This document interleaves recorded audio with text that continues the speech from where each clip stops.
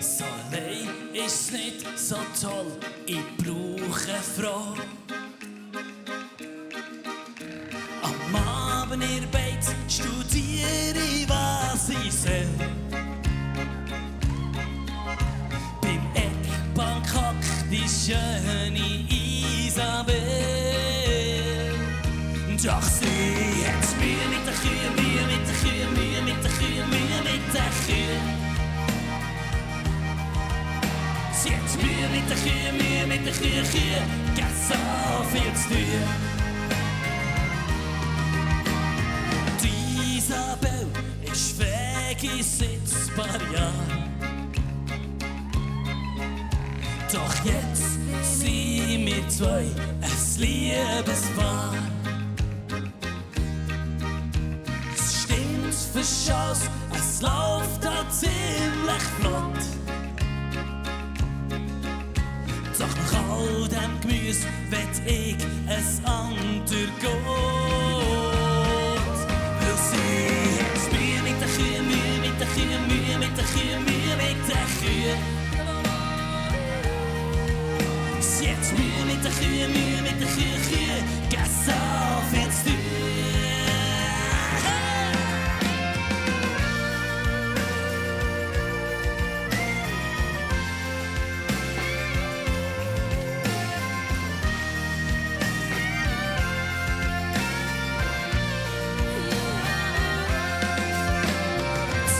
Sie doch schon länger auf meinem Hof. Wir haben Hund und Hühner, einen Garten, sogar einen Golf. Der Schwiegervater, der genießt zwar auch die Natur. Und gleich hätte er lieber einen Arzt gehabt als ein Bauer.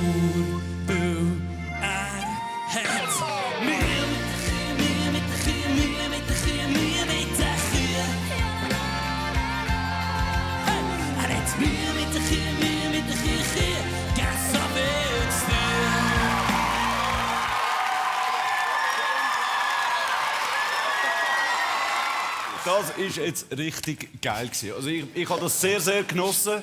Und vielen Dank, dass du mir etwas musikalisch näher bringst, was ich vorher in diesem Ausmaß nicht kennt und in dieser Form nicht kennt habe. Sehr erfrischend, sehr schweizerisch.